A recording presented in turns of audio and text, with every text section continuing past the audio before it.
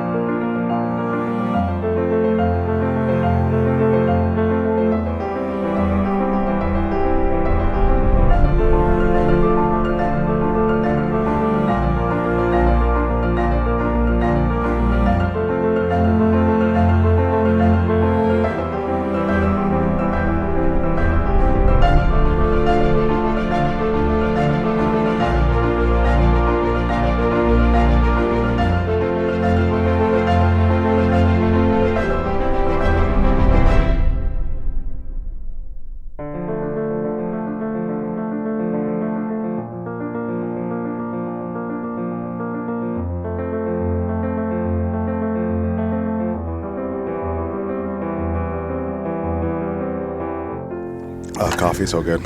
All right, guys. I'm here with Andrew Burns from CrossFit Kingston, Creekford Academy. Foundry Athletics. Yeah, right. All the Foundry above. Athletics, Yeah. We're actually toying with a name change. Two? I don't know. Have you It's had just any? the Foundry doesn't really, factory molding metal, and now we're in this setting, so it's kind of changed a little bit.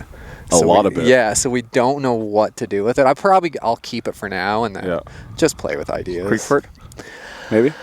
I want to keep it separate from the school, Right. kind of differentiate it a little bit because they're two completely different entities. So, Right. Cool.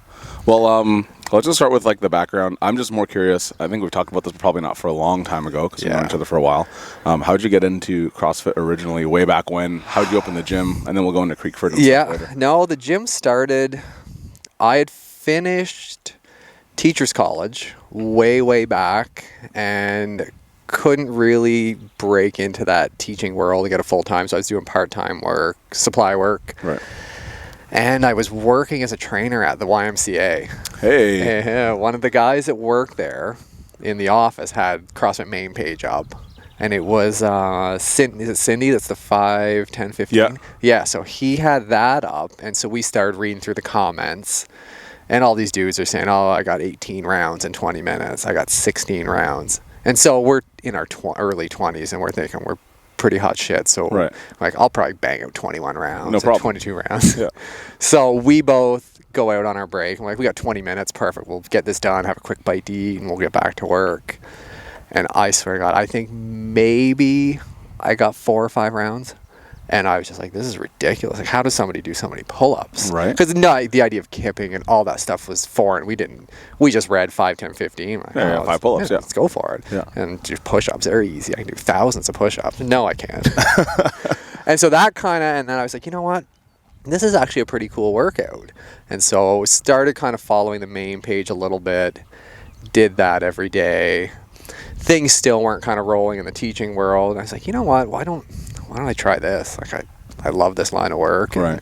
And so I ended up going out, and around the same time they introduced the CrossFit Kids stuff. And so I ended up going out to San Diego and they had like a joint weekend where you did your level 1 on like the Thursday, Friday, and then the kids on the Saturday, Sunday. Oh, wow. Out at that. It was called Brand X back in the day. I remember that. Yeah, there was kind of that couple that started the whole kids thing, and then there must have been like a falling out. And the Martins, yeah. The Martins, yeah. So, and it was back in the day when it was all the big names were there, like Dutch and Chris Spieler, and all those guys were at that cert because it was so new. That was back in 05 maybe. I'm gonna send this to Dutch and tag him. Yeah, 04, 05, and so all those guys were there, and it was kind of cool. And Jeff Tucker and all those guys were there at the same cert doing it. So I went out there, spent about a week out there, and stopped at a few of the CrossFits, like in Laguna Beach and some of those other places, just to kind of see what was going on. Yeah.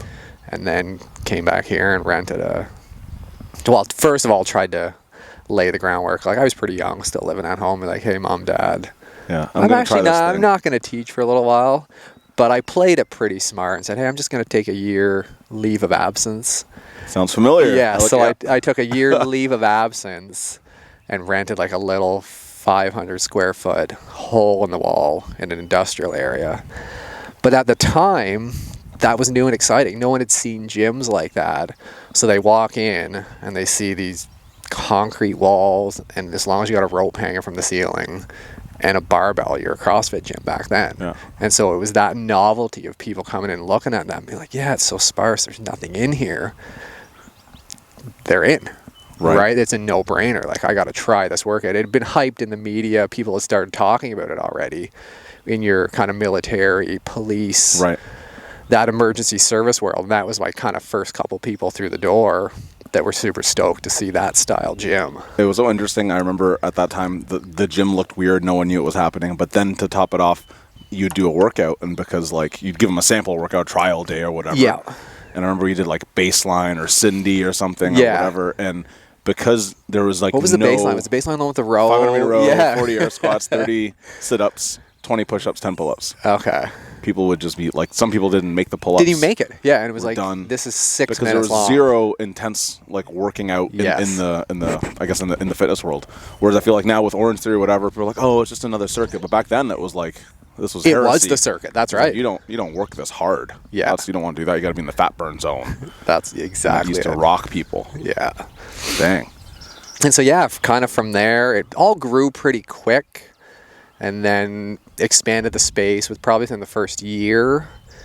And then things kind of, kept growing over the first 3-4 years. And we've talked about this many times. That's kind of the part where it's like you fall into that traditional business success archetype where you're, okay, well, if I want to be successful, 100 members isn't enough now. Right. I need 120 members. Yeah. Well, I want to be really successful. I need 5,000 square feet and 200 members, and monthly revenue should be this and that and the other thing. And it's, in being new to small business, it's very easy to get caught up in that. Yeah. And I'll be the first to admit, I fell into that thinking, hey, you know what, I got to keep growing this. And around the same time, a bunch of new gyms, hey, it's been 5 years, CrossFit's catching on now. Couple opened in town, and all of a sudden you kind of hit a bit of a lull. And so you start kind of looking, going, well, what am I doing wrong now? Right. Why am I not still, I was getting 10 new members a month, 50 new members a month in a small town. You're like, this is unreal. Yeah. And then all of a sudden now it's 1 and 2, right? Maybe a member is like, oh, I've been here a little 5-6 years, whatever it is. I'm just going to go try the other one, see what it's like. Right. And so it's a difficult position, because then you start to internalize that and take it a little bit personally. Like, well, why the fuck are you going there? I feel like every gym owner, things that people don't get is every gym owner, because especially with CrossFit, it's not like no business, suit is coming in and buying and starting a CrossFit gym. It's a person who really cares, who really wants to help people. I don't know one gym owner that doesn't take it personally as fuck when someone leaves. You're just like, oh, like, what did I do a stab wrong? in the heart. I'm so sorry. Can I help you? Like, oh, like, it hurts still because to this day. You're their friend now. Yeah. Right? And then you kind of take it as like, I lost a friend. Yeah. But it as you go along, you're like, you know what, that person's still probably my friend. Yeah. Like, I'm not going to snub them if I see them downtown. Like, I'm going to sit and have a drink with them. No, it's true, though. I think that's the part of what makes CrossFit gyms awesome, but it's also what makes us, in some ways, more vulnerable, because we're so, like, our heart's so much in it. That's right. It's difficult to make a tough business decision the same way it's difficult for someone to leave. And it's to really build a big business, you kind of got to be a little cold in some ways. Yeah. Right? And that's the part I think a lot of, because it becomes such a homey feel and you have so many friends in it, that I think sometimes people miss that, and they forget this is still a business. This is our livelihood. Mm-hmm. This is, we're not just walking around. It might look like we're just walking around sipping coffees, having the time of our life. But outside the classes, like, there's real stresses, there's real finances. That you can't bring into class. And that's the hardest part. And there's real stuff going on, that it's not just, everybody cheering for each other. This is awesome. Like, Yeah, it's tough. Yeah. And then when you're dealing with a whole bunch of stress and then someone comes in or, buddy's like, hey, can I get a discount? Can I whatever? Oh, and you're like, man, like this is I don't know how to say no. Or when I was at the beginning, I used to say yes to like pretty much everyone. It was terrible. I was like, wait a second. Like I'm just taking that money out of my pay. Like that's where it's coming from. It's not coming from corporate. No, like they're not. It's not much is coming from corporate. Yeah. So that's where I think a lot of people get to that 4, 5, 6 year mark. And that's where they pack it in. Right? Because they've been doing that. And then all of a sudden, well, geez, I can't make this fly anymore, like financially, because I've been giving discounts. I've been saying, oh, no, don't worry about it. Like, you still have to run the thing. Pay me on the 5th of the month. That's fine. Yeah. Doesn't bother me. And then all of a sudden, it's the 15th. Yeah. And then the 20th. Then they pay you on the 20th. Then the first rolls around again, and you're like, close. And then you're like, oh, it's it's first of the month. Well, I just paid you. It's like, yeah, well, dude, you're like a month behind, and now you're 2 months behind. Yeah. So kind of with moving, like I just moved out of my old space like 4 days ago. This is new. Yeah. So we were there just 10 years, and so same thing. Started really small, and it's not a huge, but for this area, we was like 4,200 square feet, so a pretty good size.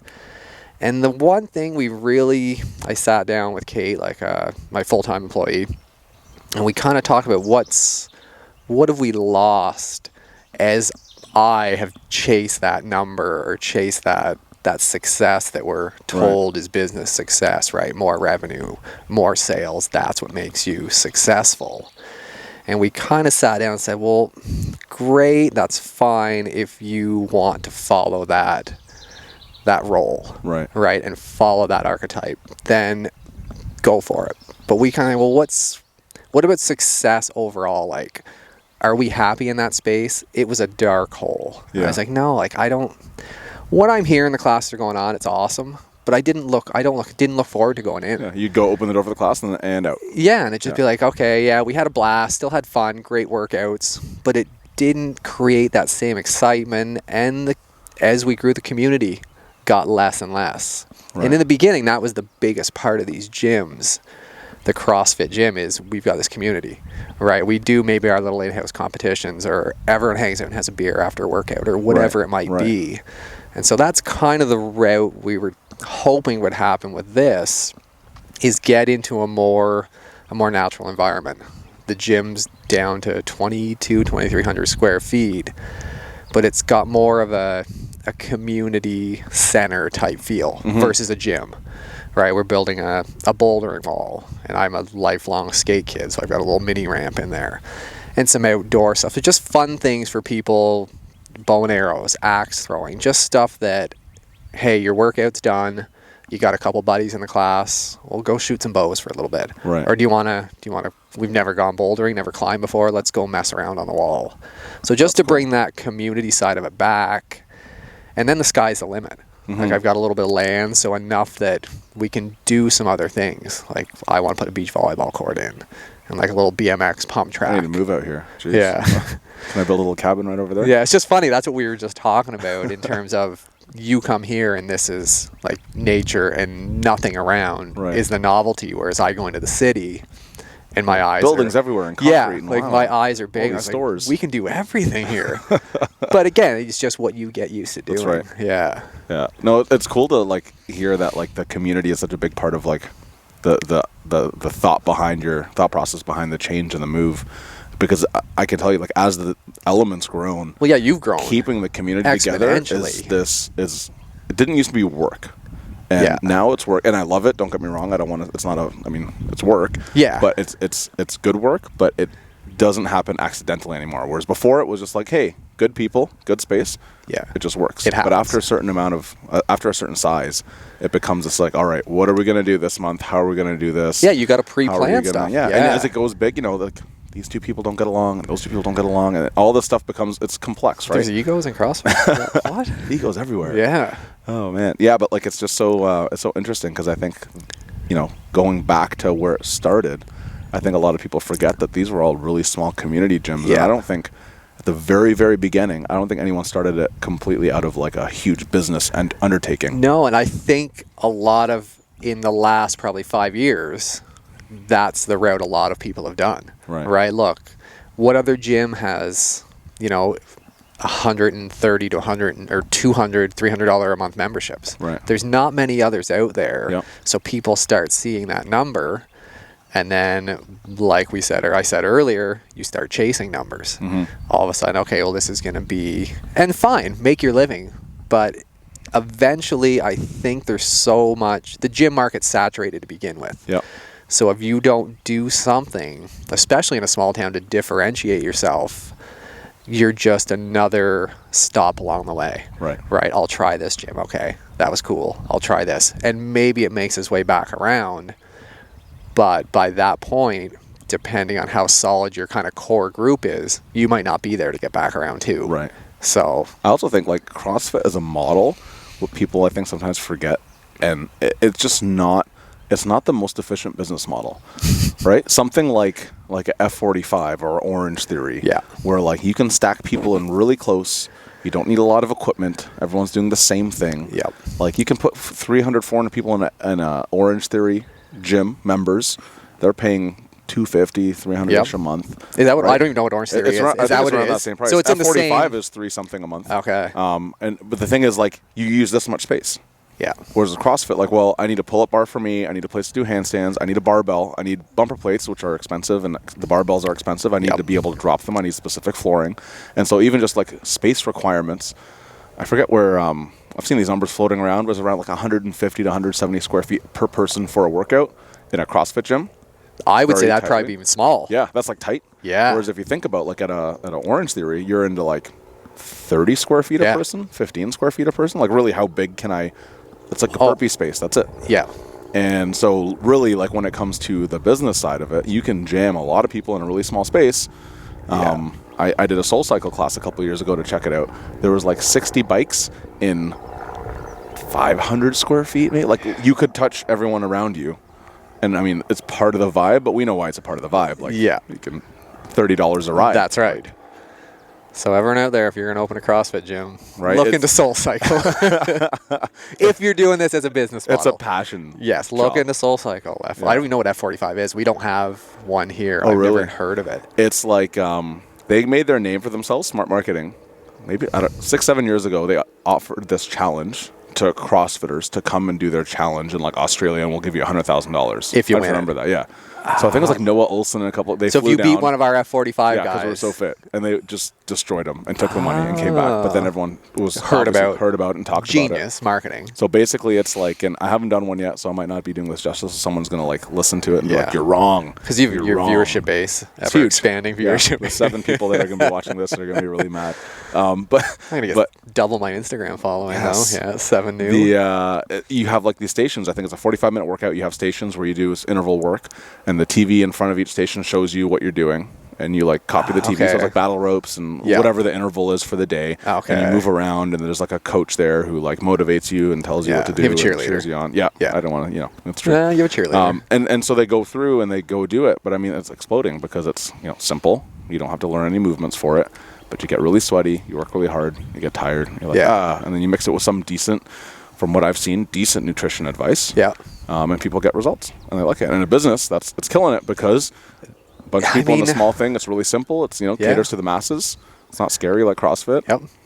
And the barrier to entry is so low. Mm-hmm. You don't have to spend 8 months learning how to squat well before you can front squat well. I'm going to let you power clean now. Yeah. And then you're going to work into hang cleats, whatever it might be. Right. Is that, I think, with all the new things like this, is where it's hard for CrossFit to stay on that level. Because I know we used to do quite a few, and you did the same, where you had to complete X amount of sessions one-on-one privately Still do that, before yeah. you still do that. Yeah. So I kind of did away with those just because it created another barrier of entry. Right. It makes it a lot more challenging in a group because you need to have either another employee there or someone to work specifically with that new person to keep them, safe from themselves. Yeah.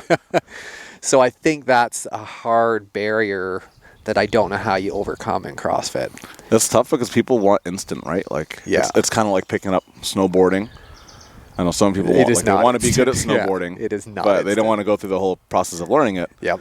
And with CrossFit, there's definitely a learning curve to it. It's much easier than snowboarding. However, there's still a curve, and a lot of people just want to like, I don't want to learn this stuff. I just want to like have abs and get sweaty. And do good, yeah. And it's that, I mean, we're in that snippet society. Yeah. And even when you said, hey, we're going to do a podcast and we've got this long form discussion. Right? How many of you are going to sit through this? I don't know how long this is, like an hour. Probably very few. Yeah. Right? People get little sound clips. That's what we get off Facebook. That's how we get our news. That's how we get everything now, is that snippet society where, well, you don't have to be good.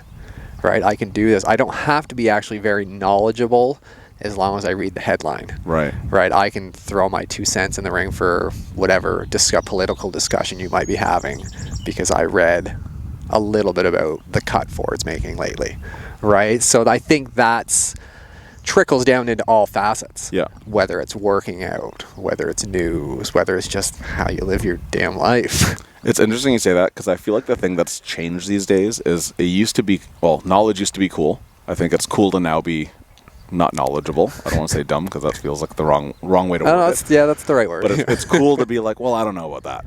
Yeah. But then to define knowing about that is I just have to have like a sound bite or an opinion. It doesn't have to be an informed opinion.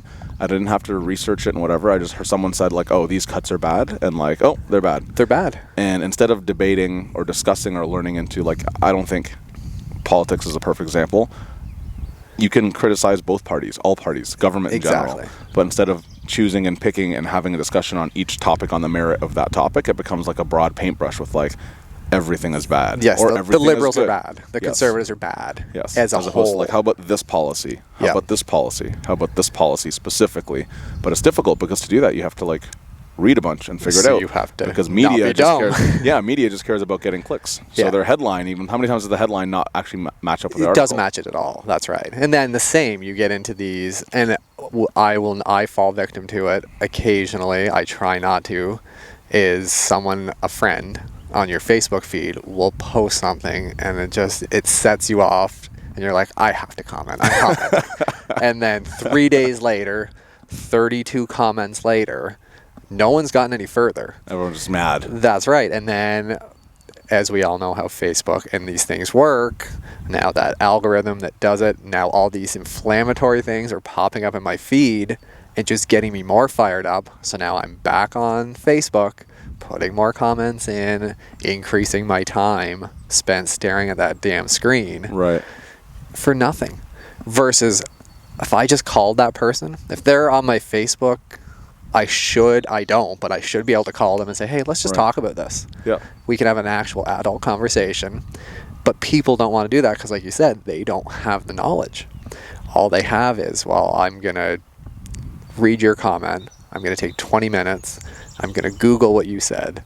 And then I'm going to Google a sweet reply. Yeah. And then I'm going to kind of cut and paste that reply as if it was my own thought process. Pat myself on the back. Yeah. I'm like, I owned you there. Yeah. Yeah. So stay off social media. It's interesting, especially like on that topic of how, at the end of the day, I guess the irony is that we all want the same thing. Like we want to be happy. We want the freedom that we afford in this great country, and like the opportunity to pursue our dreams, or whatever that means for you. Yeah. And so, but instead of looking at like, hey, we're all in this together, it's like, no, you're my enemy. Yeah. Like, you know what? You're wrong. You know why? Let me tell you why you're wrong. And then let me Google this really quick. Yeah. This is and why it you're becomes wrong. just like, instead of being like, hey, we're in this together, let me try to understand your viewpoint.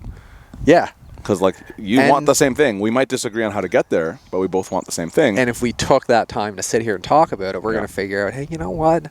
Yeah, you're liberal, Democrat, whatever it is. We're kind of on the same page here. So this is an interesting segue in my mind now as we're talking about like in-person talking, whatever. What are your thoughts on like the actual, like a brick and mortar gym with a coaching experience and training versus like online training?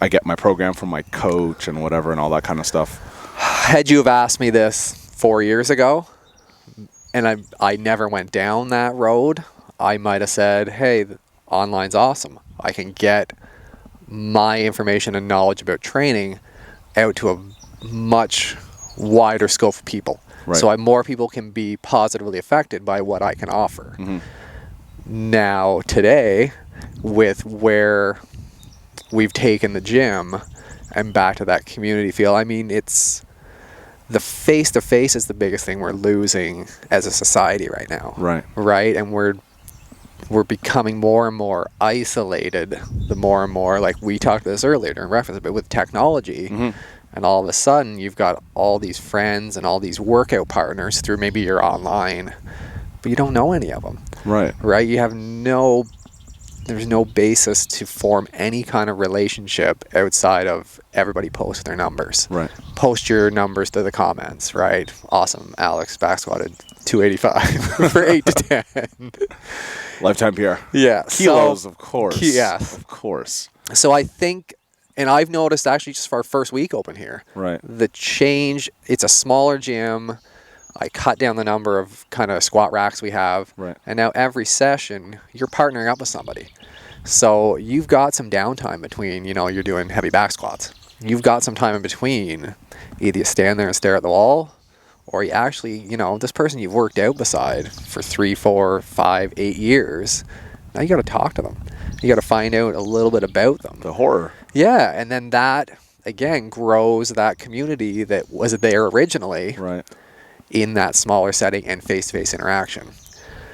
But the other side, we'll think of like our relationship as friends, like what do we see each other once every couple of years? So without Facebook and text message, difficult to keep it's very difficult. And we've developed a great friendship, and a lot of it's just through, a couple times a week, we'll shoot each other a text or, hey, what's your thoughts on this? Or give me a hand with this workout. Or did you see this in the media? So it's one of those, from a workout standpoint, I'm always going to say with a human being, with somebody that has, and again, you're putting a lot of faith in an online persona that you don't really know anything about. And they can portray themselves to be whoever they want. The smartest cat in the room. And the same idea as your Facebook comment argument. Who knows what they're doing? Maybe they're just Googling awesome programming 101 weightlifting. And they're just mass emailing it out. And every individual's different, right? I'm not going to survive a high volume weightlifting workout. I'm just not going to do it. Right? I will break down on some level. And in that individual, you don't know how the person's sleeping. As you get to know them, you know that, okay, Vicky's got 3 boys. Vicky doesn't sleep much, right? We're going to have to modify this a little bit today because she's going to break, right? She hasn't recovered fully. So I think you lose that. Yeah, you can write in, and every week maybe somebody or a bot is reading your journal and it's saying, oh, you're only getting 5.5 hours sleep a night. Okay, sleep more, do one last set. But it's just a generic output based on the input you've given them. I think I posted this thing to Facebook. I think it was like actually a year ago today, where I was like, like the convince me I'm wrong guy. He's like sitting behind a desk, is like convince me I'm wrong. And it's like the magic number of reps and sets matters less than the people you like your workout partners. I still believe it. Like I was very much a believer of like, hey, like what's the program for you? Like, okay, you're gonna do 2 weeks of this and then a week of that, and then these are the reps. Here are the percentages. This is where you are. This is where you need to be. But at the end of the day, I really feel I guess 2 things. One, fitness beyond a certain point is completely gratuitous. Like I just want to have abs or I want to lift a certain weight, and it's no more or less ego driven than any other vain pursuit. And then 2, I think like most people will progress better just by being consistent and going to the gym and having a lower stress environment compared to, man, I got to go to the gym. I got to train today. Oh man, I know I slept 2 hours, but like I have to hit this number. Like I can't help it. And then you look at it and you're like, well, why? Like, what do you got to do? This awesome helicopter right here. But like for what? Like it's a hobby. To me, a hobby by definition should be enjoyable. There's enough things in your life that you do, like work, totally not enjoyable, that are not enjoyable. I really enjoy work, by the way. every moment. There must be something like you were clearing brush one day and you're like, I did enjoy that. I was kind of lightly sprinkling. I was getting wet. But we all have clients like that, right? Completely. That are like, they're distraught if they miss a workout. And it's just like, the last 3 years of continual progress I made, well, that's over. I might as well quit. I'm done. Like I'm never going to PR again. It's over. Yeah. And then as you get older and more experienced, we were talking earlier, like I haven't hit a PR in, 7 years. But like you said, at what point how strong do I need to be for what I like. Right. And that was another big focus. If you actually go through your gym, and I'm sure same with yours, there's some people in there that have fucking cool hobbies. Like we've got people that, kiteboarding, snowboarding, skateboarding, BMX, pottery, whatever their hobby is, they need the strength, the mobility, the body, and I guess mind to be able to do that activity or complete that activity to the best of their ability. So you kind of reach that point. Are you just putting weight on the bar for the sake of putting weight on the bar? Right. Or is there actually a reason or a function for what you're doing? And I think that can get very easily lost in CrossFit, especially as you get into watching the games and all those things where, it's not human. They're repping 500 pounds in a Metcon workout, where then you get the person that's really crazy obsessed with CrossFit that wants to reach that, but they're not a professional athlete. And they don't have the same nutrition, massage. They don't get to just live working out. Where you're going to work. Yeah, they have the stresses. You're paying off student That's loans. right. And so you also want a social life. Yeah. So, I don't know. It's a lot of times interesting is people. I don't even know where I heard this quote the first time. It was like, you can have anything you want, you just can't have everything you want. And I think a lot of times people get caught up with, oh man, I want to be great at everything. I feel like that's our era today, right? If it's your birthday and I'm going to make cupcakes, I got to make gourmet cupcakes. I looked up the recipe on Pinterest with organic this and free range that and whatever. You know what's also, give me some fucking Betty Crocker. Right? Yeah, they're going to be delicious. Everything has to be, so if I do CrossFit now, I have to be basically I have to go to regionals, or it's a waste of my time. I'm wasting my time by not being the best, as opposed to looking at it I'm just enjoying my life. Yeah. In a hobby that also has a whole bunch of fringe benefits that it makes me better at snowboarding and biking and pottery or whatever it is. I feel better. Yeah, you've got more confidence. Just simple. I get to socialize and interact with people I may normally not interact with. Because, most people probably even have been in my gym for years may not even know what the other person does as a profession, right? You've got certain professions that traditionally don't interact with others. Right. Whereas you get into these settings and everyone it levels out the playing field in those arenas. It's not, you're blue collar, I'm white collar. Right. Right. Where you don't have anything in common. When, you know what, it's our political thing again. Yeah. You probably have a ton in common. You just haven't actually sat down and talked to that person to find out, hey, where do your interests lie? What's your family like? What do you like to do? Yeah. That's really cool. It's so true. And I think the more the world goes online in your day-to-day, the more places like an actual brick-and-mortar gym are going to be important. Yeah. Because where are you going to get your socialization from? And even simple, going to the store to buy food. Right. Or just daily items or electronics, whatever it is, right? As things become more, we use Amazon for everything, more online, you don't even get the random interactions with strangers that may turn into a cool conversation. And all of a sudden, especially in a small town, hey, you actually know so-and-so. I used to, play golf with him. And then you've got this connection, and then you start talking further. But that's so interesting how that's so lost these days. We kind of got a bit into, we talked about it earlier in a business standpoint, what's considered success. Right. And then from a life standpoint, like Alex said, as we got up, he kind of just looked around and be like, you're living the dream. That's a city perspective on living with a bit of land. Right. And then you go, what you were talking about. Yeah, just so weird. Be willing to take a little less. Yeah, because some people, I think, you work so hard in the city, you work 60 hours a week to get in your car and drive 3 hours north to sit in your cottage. And really, you got there, so you got to cut the grass, do some maintenance, do whatever, and finally, it's 5 p.m.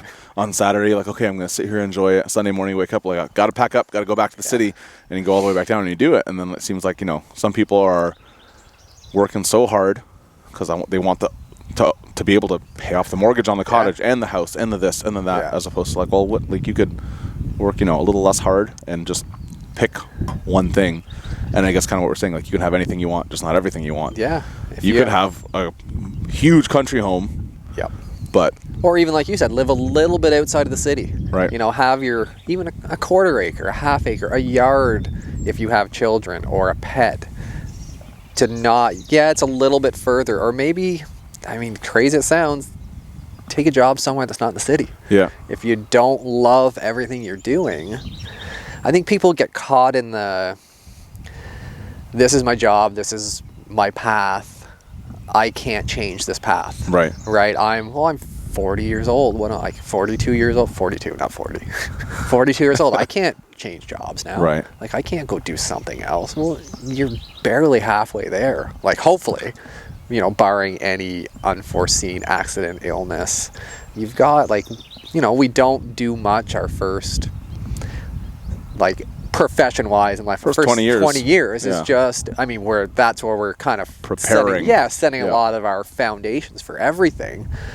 But you've only been in this game, the work game, 20 years. If you figure you got 20, 30, if you end up doing something you like everyone, especially in that teaching world, and in hindsight, I'm beyond thrilled I was unemployable Right. at that phase, right? Had I got in full-time phys ed, 24 years old, 25 years old, then there's a good chance I'd still be in that game. But I'd be in that game and I would get my pension statement every year and be like, yes, 23.64 years and I'm on easy street. That's right. I got my pension, I got my whatever else. But for what, right? And people that are even into, you know, they've got 15 years left and they're like, well, I put 25 in, I got to put the next 15 in. Well, why do you have to put the next 15? It's more of a sunk cost than anything. You don't have to. Yeah.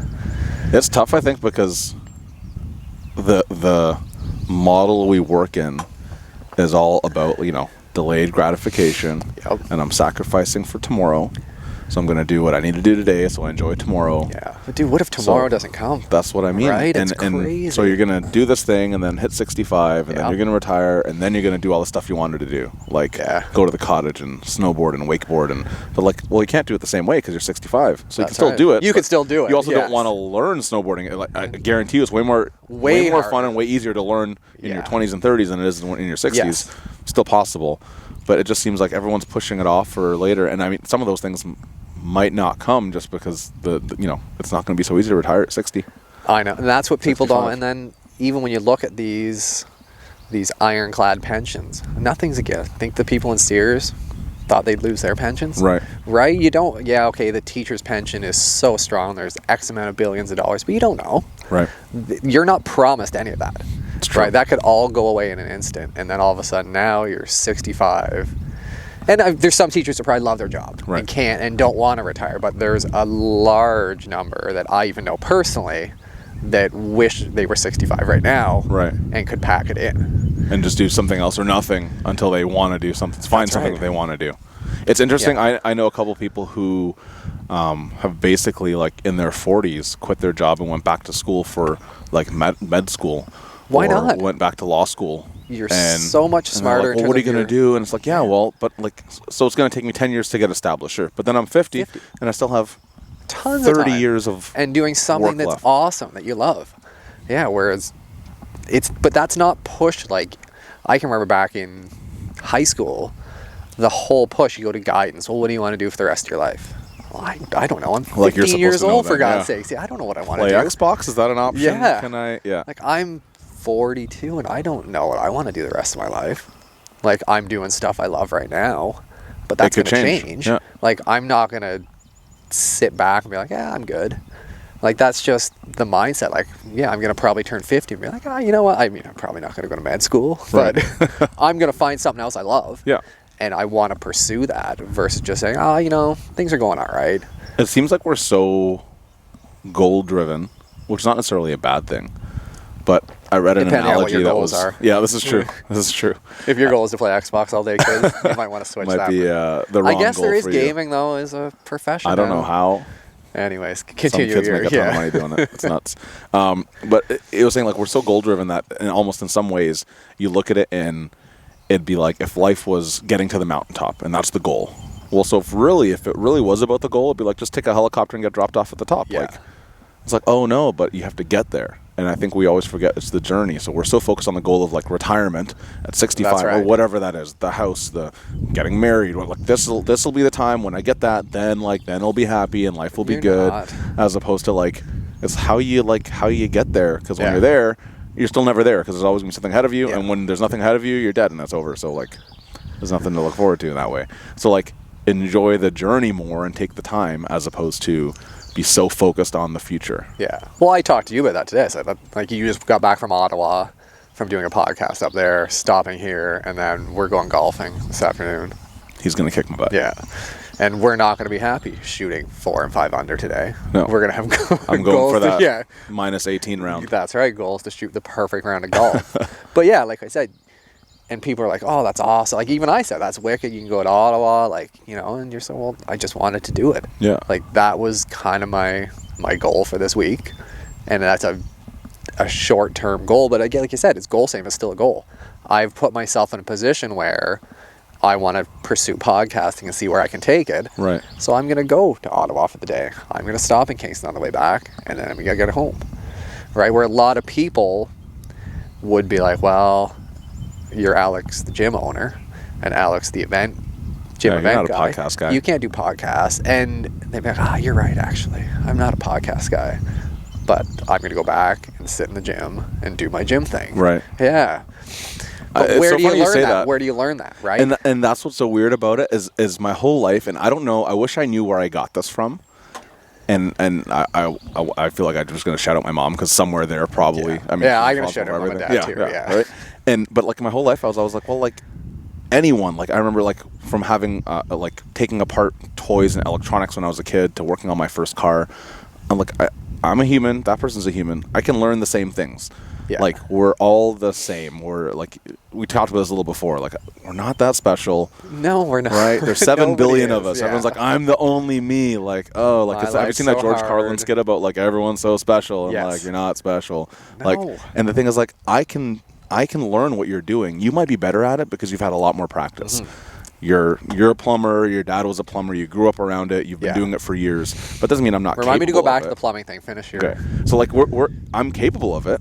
It might take me longer to get it. And I might not have had other experiences that lend themselves to it. So I might not have done a bunch of stuff with my hands, but I'm capable. Yeah. And there are definitely things where it's going to be like not worth my effort. Like I shouldn't be a rocket scientist because the amount of work it would take me to Yes. get good at math, to be able to do it, I should put my effort elsewhere. But the whole idea, I think, when it comes to people of like, oh, like you're not a podcast, you're not a this person, you're not that person. Like, well, what kind of person are you? You're the kind of person that does what you decide you want to do. If you decide to be a podcast person, you're a podcast. If you decide to be a CrossFitter or a Yes. fitness person or a person who's lost 100 pounds or a person who's picked up a new hobby, then you're that person. It's not like And you don't have to be, like you said, you don't have to be the best at it. No, Like, exactly. someday, would you like to be? You probably wouldn't even want to be like a Joe Rogan podcast, right? He probably didn't think he was going to be there, but now he's there. Right. But doesn't belittle your podcasting or make your podcasting any less because you're not at that level. Right. Right? You love to podcast. You get interesting people on. You have interesting topics to talk about. Your audience might not be as vast and as wide, but it's still you chasing down something that you are interested in. Yeah. Not the best snowboarder in the world, but probably have some of the most fun. Well, And that's I what feel it's like all about. with golf, like I've been taking golf lessons since Yeah. last year. I was telling you, and it's so interesting talking to the golf pro. He's like, well, you know, most people golf. Like I told him, I think I shoot normally like 108. Yeah. somewhere. He's like, that's actually like below average. I'm like, what? I was like, well, yeah, like most people are bad at golf. Yeah. The whole idea is you think everyone's good at it, and you're like, man, And you don't want wanna to do it, yeah. Yeah, but turns out like everyone's kind of bad at it, and that's the Yep. reason that there's pros because they're really good at it. Yes. And they make it look effortless. But it doesn't mean we don't all stop golfing because like, oh man, I watched the Masters this year and I'm not that good. So I'm giving up. I'm out. I'm going to do something else. Yeah. And it seems like in some areas of my life, of our lives, we're able to accept that much easier than others. Yeah. And even on that, I was talking to the local pro at my course, Nolan, and we got talking about golf professionals and professional golfers. And even in that profession at a high level, he said, like, I'm a golf professional. He's a teacher. He works at the course. Excellent golfer. But he goes, I'm good at golf. And he goes, I'm a golf professional.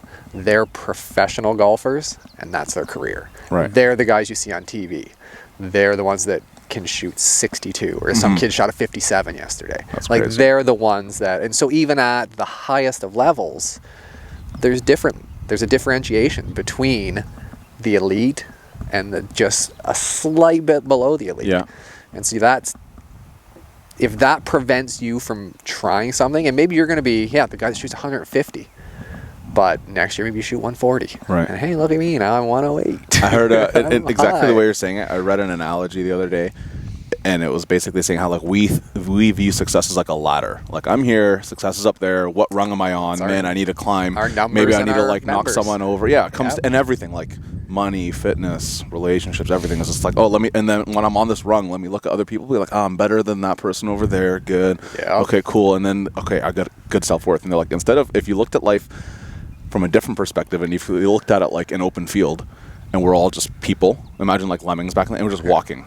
You have no place Your to be. analogies. Now you're in just- nature for one day. right? We're lemmings in a We're field. lemmings walking around in a field, and like you're walking, and there's no right place. Well, like your path might take you that way, Yeah. my path might take me this way, but there's all of a sudden there's no way for me to be like my path is better than your Yeah. path because it's just the path that I took. We're all just walking through Right, the field. and Yeah. that's what life is, as opposed to being this like, let me climb this ladder and like look down on you, be like, like I'm kicking these guys' butts because like look at what I'm doing. Yeah. And I think the same thing with fitness. If you just looked at like my path is, My abs are better than yours, right? Yes. My biceps are bigger. Like, as opposed to well, I'm here 3 days a week and I'm having fun in the gym. I'm learning movements that And have I'm benefits to. improving my health. That's it. And that's the end. Like most of those, and we go back into the fitness thing, like 6-pack abs guy and all that airbrush cover models, and even especially professional bodybuilding, those guys get on stage and they're the Walking Dead.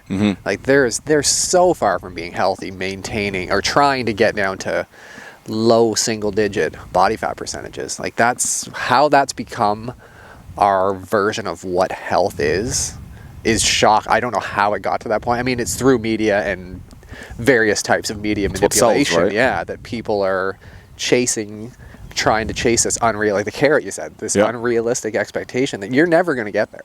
That's what So makes it why even though. go? I think that's what makes it sellable though, because if you sell something that everyone's got, no one wants it. You're selling ice cream Eskimo, but if you're Yeah. selling abs and 90% of people are like no abs, Shit. and it's like, but my product will get you abs. You're like, okay, you know what? Because if I get abs, So your product is healthy Then I'll food be- and a good workout routine? no, it's a magical 3-week program. Oh, yes. Yeah, it's a cleanse, Okay. detox.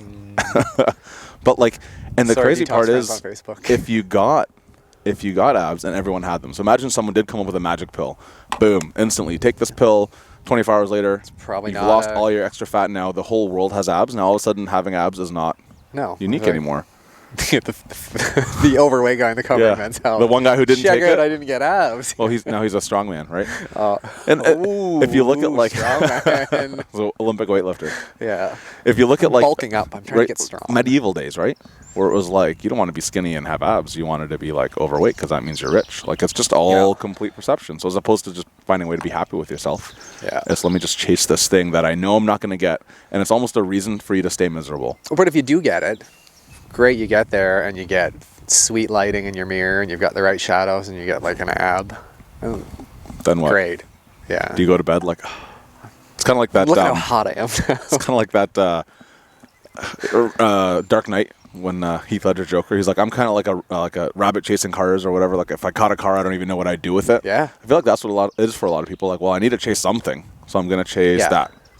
And unfortunately, I think a lot of times it tends to be chasing, whether it's appearance related, financial success related. It's not chasing, I don't want to say anything healthy, but in essence, it's not. You're chasing things that are just creating more and more stress versus something that somebody else wants you to chase, Right. versus what you want to chase. Yeah, and I think that's probably the most interesting thing that we've touched on so far, because if to you, and it's hard for people to decide what's me and what have I been taught from other people. If financial success is the thing that's actually important to you, and that's the way you value your success, then it's actually Have at great it. for you to Yeah. chase it. It's just if you're chasing it because you think it's what makes you valuable in other people's eyes or what's going to make you better than other people Yeah. or whatever, that's where the disconnect lies. Yeah. Same thing with abs in fitness or whatever it is. If Yeah, you're if it doing it makes for you feel yourself, awesome, it's great. have at it. Right. Yeah, But and if you're like- doing it for the social status of, man, then I will be happy and fine. Yeah, look at the car I have. Not because I love this car. Yeah. Because I want someone else to love what this car means to them to think of me. Right. Yeah, which is you're just never gonna have. You'll need another car. We talked about it with buying houses. Yeah. You know, you've got the $1 million house with the front end loaded mortgage. Yeah. And then you've got the $1.4 million house with 5 bathrooms and 6 bedrooms for your one child. And how much space do you really need? Yeah. Not much, as you can see. You guys can't see that. They can't but see it. Yeah. We'll spin it around at the end. Yeah, this is a little house. What do you call it? Tiny house. Tiny yeah. house? It's about Yeah. 8 foot by 8 foot. Jeez. But it's. I mean, it has everything you need It's in got it. all but I geez. need. And it has a Lego set, so I mean, pretty much. It's a Spider-Man Lego set. And see, that's the one thing we kind of lose touch because we're told that as we get older, a lot of these things we loved as kids. Like, I loved Spider-Man as a kid. Loved reading comic books. You get older, it's like, what are you wasting your time with comic books for? I don't know, because they're really fucking cool. Right. And I like reading them. Like, I got these sweet Spider-Man shoes. I did not even notice. Check those out. That's awesome. But, and I found the more I'm going back to things that genuinely made me happy. Yeah, it's a material thing, but it was $50. Right. Right? And it's just, and I get the kids love it. Like, I get enjoyment out of wearing these. Right. And it's just skateboarding, snowboarding, things that kind of get put to the side because you're chasing the societal norm Things you're supposed to. that we're supposed to have. You know, you have to have X, Y, and Z by the time you're, our age. And if you don't have them, even we talked quickly during breakfast about being married versus being single. Right. And you're in your 30s and 40s and you're single and you're like, oh, like why? Like you said, like you've got Is everything you've got okay? arms and legs. Yeah. Are you okay? Like All your teeth are there. yeah. You don't have a glass eye. Yeah, but why are you single? Well, maybe it's a choice, right? Saying like, why don't you have the $1 million house? Well, it's a choice that allows me to pursue the things I want to pursue. Right. Without, and most people are shackled to their mortgage. They're shackled to their car payment, and then it becomes the rock rolling down the hill. I mean, that's a whole separate rabbit hole that we could go down, but the whole idea is really to shackle you to something, but have you think it's your own choice. Like the house is an asset. Right? Like, this way it's your choice now, and now you're going to be here forever, Yep. and you have to keep working because you got these bills to pay. So you can't quit your job and be like, hey, I'm going to start a knitting company on the side Yeah. and try to knit socks for baseball players. Yeah. And the crazy part about it It's is, sick, actually. like, I feel it's just so crazy how the things we idolize, though, like actors, actresses, Yep. professional sports players. What do these people do? They play make-believe on a grand stage. They play a sport. They do all these things that we wish we could do. And we look at them, but then we're like, oh, Johnny, hey, stop pretending. Yeah. Go back and as do a your kid. math. And Yeah. I think math is very important. Yes. And schooling and education and reading is very important. But at the same time, But is we could go into education. like, I feel like you should still be like playing, and all these things are actually beneficial. So why are we shunning them, you know, and but forcing that them comes down a back to different way? then, so what is education? Right.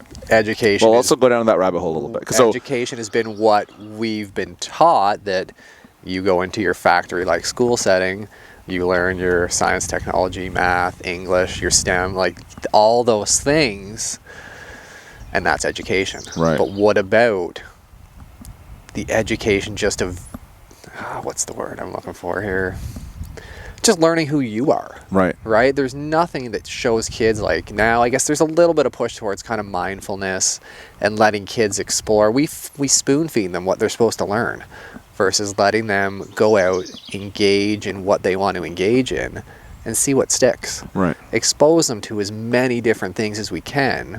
And that's what I wanted, the plumbing thing I was going to talk about. Right. So with all the renovations, we basically turned the old horse barn into the gym. And so I had a whole bunch of different contractors coming through, and I did a bit of work helping them. I'm nowhere, and again, that's a shout out to Dad, because he's can do all that stuff. Right. And so he's kind of, growing up, we would just be the ones sitting in the garage handing him screwdrivers, wrenches, holding something while he fixed the toilet in the bathroom. Yeah. But all those things, and then I was watching as some of these things were being done, and I was just like, even some excavation stuff. Like these guys and girls are so skilled at what they do, but we put that stigma on them like, well, you better go to university and do this. You don't want to end up this. And it's generally, you don't want to end up in these blue collar type professions, but they're super skilled, and the kind of contractors and people that work in those fields that I know are some of the happiest guys and girls, most down to earth, and people that think that there's no money to be made in those professions are sorely mistaken. And they go to work, they come home, they're done. Yeah, they're not bringing the stress with them. Oh, it's just why we don't push those professions and like the blue collar work more is beyond me, because they're such skilled forms of work. It's interesting because I feel like some of that has to be left over from an era where education was really scarce and it was difficult. Like if you think back to hundreds of years ago, and there was only books in the church or somewhere. Yeah. Right. So the church. It was yeah. That's a whole separate. We won't go down the church road. But you go back to hundreds of years ago where books were rare, and that was something. Well, literacy was rare. Yeah. So it was like, you need to go get educated because everyone has the opportunity to learn how to work with their hands and apprentice under someone or whatever. Yeah. Education's rare, so you pushed it. Yeah. But now it becomes a thing where the educational institution is basically just a business unto itself. I think you're putting out programs with degrees and that are actually not preparing kids for real work in the real world, but you just want to get them signed up and get them in and get them to pay you for 4 years. So they come out, they have no actual employable skills. Like you study humanities, awesome. Which is what wicked. are you going to do with it? Yeah. And if you did it because you were passionate about it, that's one thing. But if you did it with the hope of being employable 4 years later, it's a whole different perspective, because that's not in demand right now. What job hires it? Like, humanities, you got to do something with it. Yeah. And I think it's a leftover of we value education, which again is good. We value the idea. We value employable skills. Yes. I don't think we value education, whereas I think that kid that wants to go and study the humanities, that's amazing. And they're creating a ton of value in their own life. But how are you going to turn it into value for someone else? That's right. And unfortunately, in the world we live in, that's not looked upon as an employable skill, and it's not valuable. Whereas it's extremely valuable. I think it could be. I think the thing is, though, the onus becomes on the person, and you're not a cog in that sense. I feel like if you come out with a job where, you're a mechanical engineer, there's a lot of slots that you fit in. Yes. You can work here, in this job, this job. So now you have more employable skills. Yeah. If you come out with something with softer skills, humanities, even some business degrees, for example, now it's up to you to do something with it. And I think where we fall short is, instead of acknowledging that and being like, hey, now that we're teaching this, we're also going to have to spend some time helping you or teach you how to create value for other people. That's right. We're like, 4 years, done. See you later. I studied economics and psychology before teachers college, and I went to university just because it was the thing to do. Right. I was like, I don't know what I want to do, but chose to go and do those subjects because they had some interest to me. Right. And then done, same thing. I am not employable in any sense of the word. Right. So that's where, and I don't know where that came from, that internal drive to be like, okay, well, I'm going to go try this and start a little business and then try this.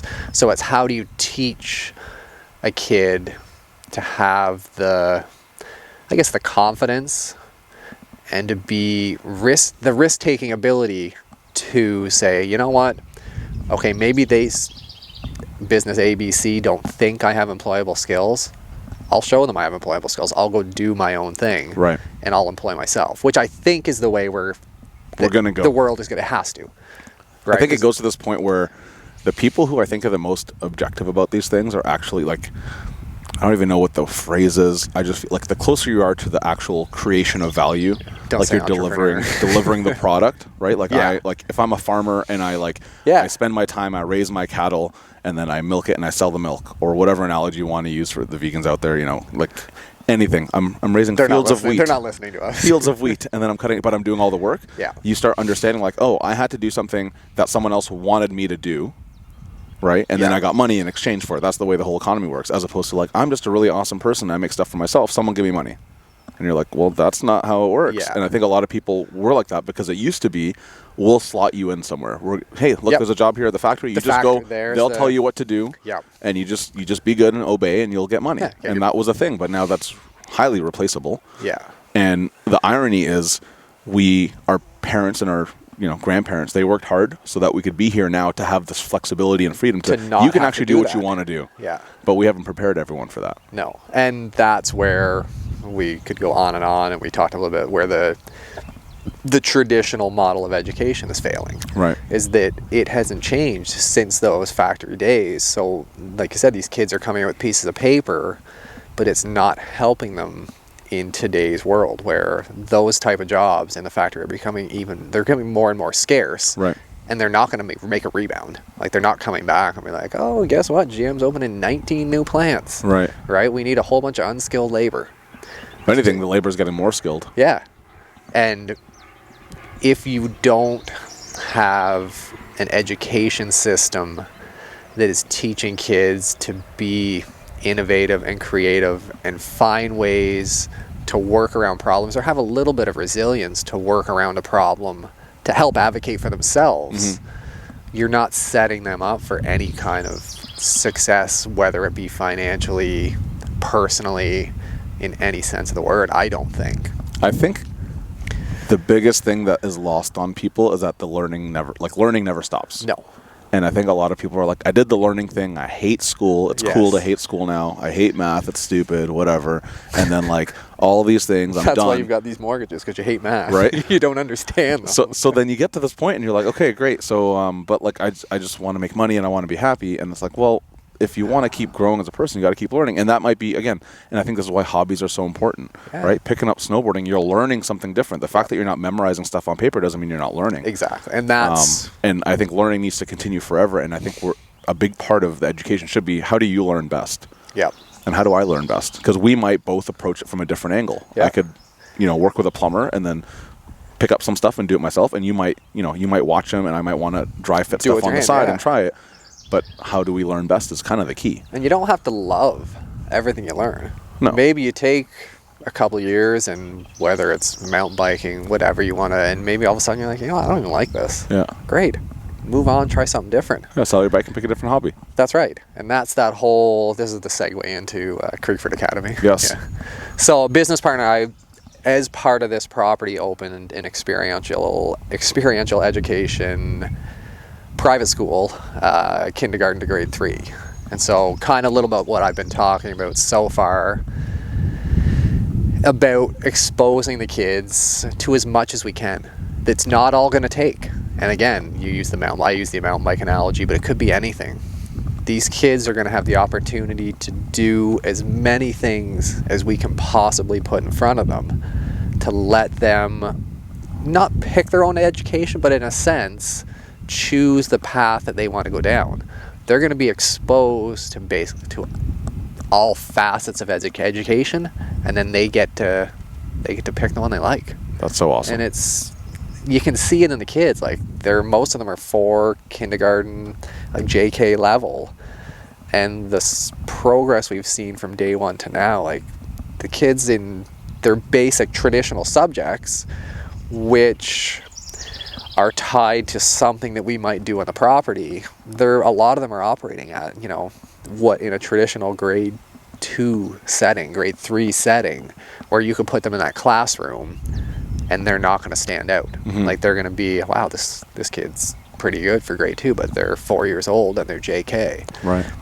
And that's just through exposure, right? And treating them, we talked a little bit of this when I introduced you to them, we treat them like little humans. Yeah. They're not little babies. You don't talk down to them. There's no baby talk. That's right. They have a lot of skills. Yeah. And they're so eager to learn, and they want to learn everything. It's not, okay, get your math books out, or now we have to do printing. Like can we print today? Can we do math today? Because maybe we would see some snakes out there. And so they would count the snakes, or they would measure the snakes. And then we can relate all these things through their experience, and it gives them something to grasp onto. So they can, okay, I need to remember, okay, that's a foot, or that's 30 centimeters. I remember that snake. It might seem silly, but that's the things that will stick with them over time. That's so interesting you say that, because I feel like that's the way we learn. And when I was talking about, like, we're always learning, I think the thing is, learning is has way more stickability. It's not really a word, but I think it sticks around longer when it has context. Yes. So if I'm measuring something, I care because I'm measuring, but I'm also like, I'm measuring a snake. So like, oh, snake and measuring. I kind of learned two things, but because now they're related. Yeah. And I mean, the brain's a really cool, mysterious, awesome machine, because it can pick connections like from seemingly random places, just like this conversation, right? It's all making sense, but like a computer couldn't, it's not linear. These algorithms might get nowadays. But like, so it's interesting because I think that's what's lost a little bit, is because now instead of us learning things contextually, it's turned into learning, linearly. Like, okay, we need measuring. Okay, we're just going to do Chapter unit 4. on measuring. That's right. That's it. As opposed to, measuring is just one of the things we need. And Chapter 5, geometry. Whereas this, all of a sudden that snake coils itself up. Well, look at that. You're into geometry. Right. Right now you've got your circle or your spiral. Right. So it all can connect back together, but they have to be exposed to it. Right. And so the big push seems to be now for your science and technology and your maths at the expense of the humanities. Right. And phys ed, art, music, the creative and innovative side that every kid now is going to need to be an employable adult, we're taking away from them in order to learn them on certain things. Like you said, well, measure that stick, or not even that stick, that would be contextual. Yeah. Measure this line on a page. Right. And then trace this triangle on a page. And I guess it comes back to, we're just trying to make people really employable, and that's good, but I think there's more to life than that, because great, you have a job and now you have no appreciation for moving your body or any sort of like, arts and just education or mindset.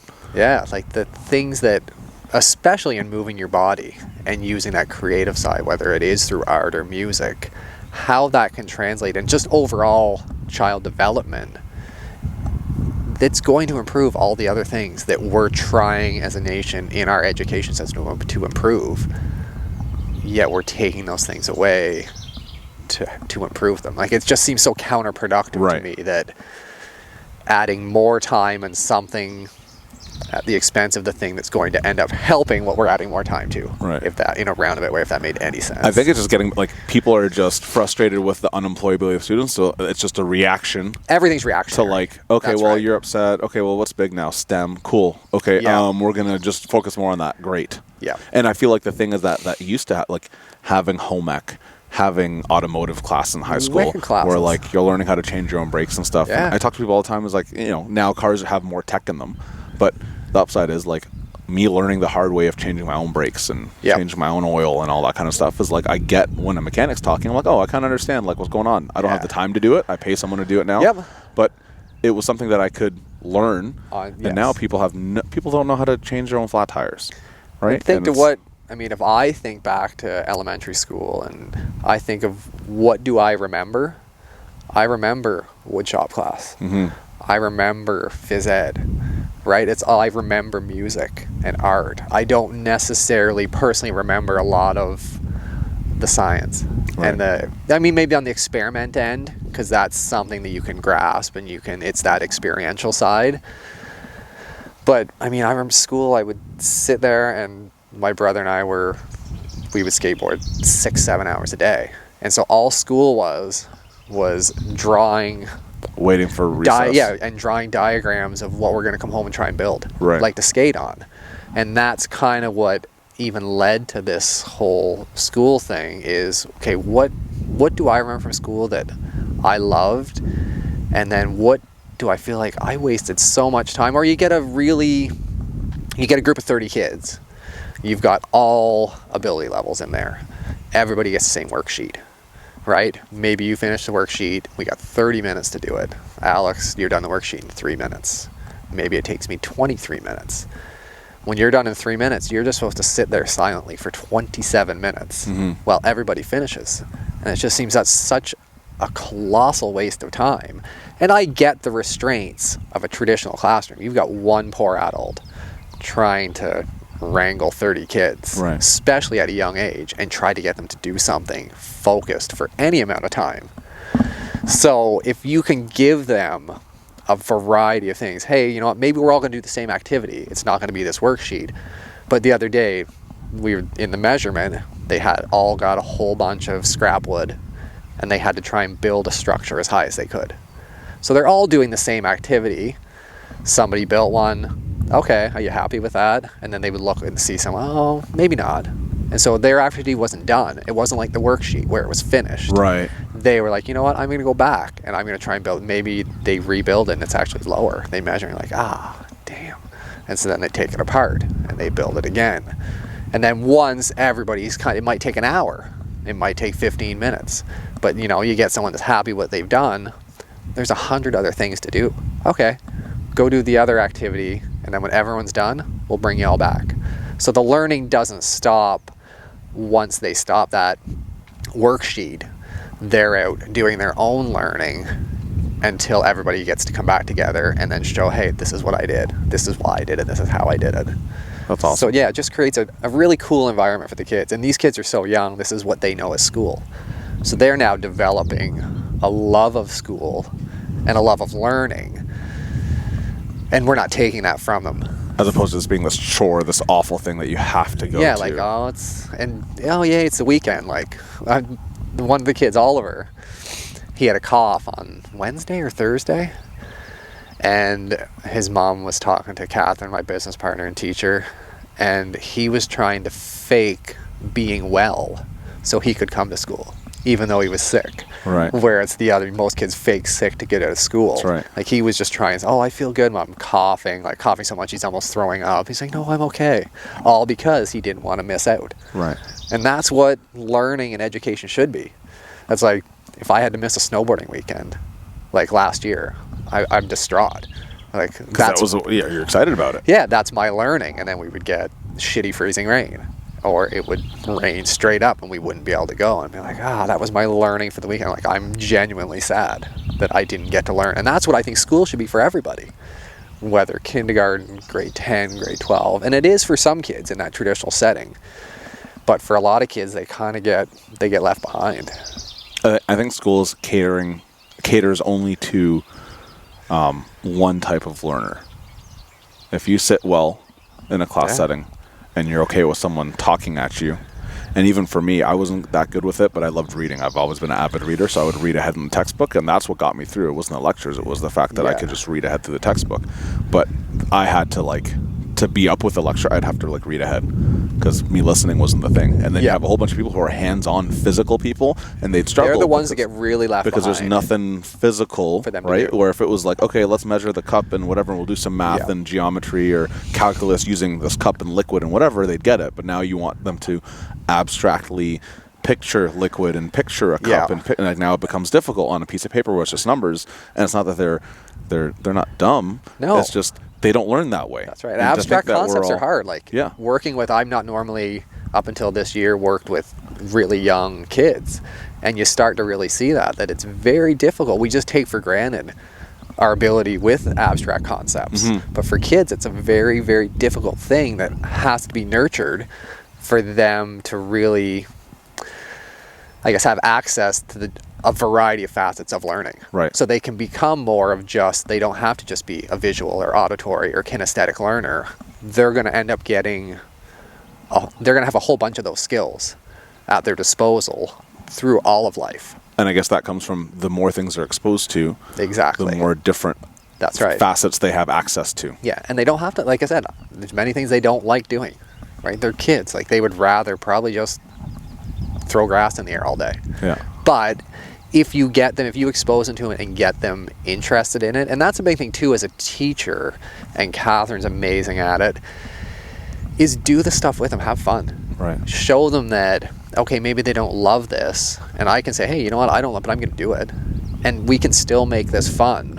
Whereas a lot of, especially in the phys ed world, when I was in the traditional teaching, there wasn't a lot of elementary teachers that could do anything in phys ed, right? It was throw the kids the ball. And if you went out at recess, and especially not, if you went out in recess and played sports with the kids, played soccer, played football, played baseball, like other teachers would look at you like you had 3 heads. Like, well, what are you doing? This is break. This is your time. I was like, yeah, well, this is my time. I'm going to go engage with these kids and show them that, hey, like I'm an adult, but I still love playing these games and being a kid. Like, you don't have to stop doing this. So interesting. I think carrying these habits on and being active is a whole life game, not okay, finish grade 12, never have to do gym class again, thank God, I can just sit on my butt. Yeah, and that's a problem with sports too, right? Well, you played ball in university, and a lot of people, when that's done, a lot of people, it ends at high school. And it's over. And then it's over. And then what do you, and that's where I guess it's great where things like CrossFit and other activities that have kind of a team aspect to them or a community are great. But for a lot of people, that fitness and kinesthetic learning ends after high school. Yeah. For some, it ends after, was it mandatory up till grade 10 for phys ed? Yeah. I don't even think it's not all the way. Yeah. Some people, it even ends then. And even you don't have to be the greatest athlete in the world, but you want to have some healthy habits going forward as an adult. It's important. And I mean, at the end of the day, even if your hobbies are not physical hobbies at all, just the benefit of taking care of your body, because it's the thing that houses your brain. And it's the way you interact with our world around us. Yeah, like, you can't pick up stuff if your arms don't work. Like take care of it and use it as best to keep it in as good shape for as long as you can. We just take our bodies for granted so much. Like, anyone that's really physical or active, like we've all been there, and then you get sick and you feel like death. And you're like, oh God, as soon as I'm not sick, I'm going to work out extra hard, and I'm going to do this, and I'm going to do that. But a lot of times then you get better, and you're like, nah, I feel pretty good now. Yeah, I'm okay. Yeah. But it's just, we take it for such granted that we can do the things we do a lot of the time. Yeah. But unless you can kind of be a little bit introspective and look at that and say, hey, you know what? Remember when I was sick, or remember when I broke my ankle, or I had some... maybe I've had some type of disease or cancer or something that really limits me. And I think, unfortunately for a lot of people, it takes something damn near catastrophic to make them realize, oh shit, like older people, heart attack or a stroke. Right. Or something to realize, well, shit, I can't smoke every day. And at the end of the day, the crazy part is if you just spend the time to build the habits, it never feels like a chore, as opposed to being like, okay, I got to go to the gym and I got to quit smoking and I'm going to do this for 6 months to get healthy and then I'll be happy. Yeah. As opposed to that and being more about, you know what, I just want to build some habits. It means I'm going to be active a couple times a week. Yep. I'm going to smoke less or take better care of my body, and whatever that means for you, as long as it's improvement. Yeah. I mean, it's all about having the mindset of continual growth, as opposed to I'm going to suffer for X amount of days and then I'll be happy. Yeah, but that's not pushed, right? And what's pushed is, oh, did you see the latest Game of Thrones? Right. Let's argue on Facebook about whether it was shitty or not. Right? It's not that mindset of continual growth. Like, everything's a distraction. Isn't it crazy? Did you watch the series? Did you do this? Did you see this? Did you read this online? Like, it's not, like I said, this long form, we've been talking for ages now. And same, we could probably talk for another couple hours. Easily. Bore the hell out of people. The crazy part is, like with Game of Thrones, like there was 600 or something people working on it, right? And everyone... See, I haven't even watched an episode, so I've never seen an episode either. About it. I read about, because people were criticizing the ending of it. Yes. And this is the era that we're in now. Like, the ending sucked. It's like, one, it's make-believe. So they can end it however they want. I can't read comic books. Yeah, right? And two, like, these people worked really hard on it to create it. So, like, if you don't like it, that's great. Yeah. Good for you to not like it. Like, no one asked you to like it. People just asked you to watch it, and you did. And you did. And so I don't get it. Like, you can be on the one side in the armchair. Ironic, I'm in an armchair. Criticizing. Or I can be on the other side, like, filming something. Yeah. And everyone would rather be in the armchair and just criticize. Yeah, go be a writer. Yeah. Hey, I want to make a cool show. Go write a cool show and see if it gets on HBO. Yeah. If it does, then hey, you got full control of how that ends. Exactly. Yeah. Oh, man. Awesome. Well, thanks, Andrew. Thanks, buddy. Appreciate it. It was a pleasure. Yeah. We'll do it again soon. Thanks, now guys. we're going golfing. That's it. We're going to hit some golf. I'm going to hit a minus 19. Yeah. Someone's perfect gotta round. do it. Perfect round plus. Yes. Minus 19. And I'm not getting out of the car to do that. if anyone listened to this entire thing straight through, send us a message. Yes, please. Let us know. Someone. No fast forwarding, no sound bites, nothing.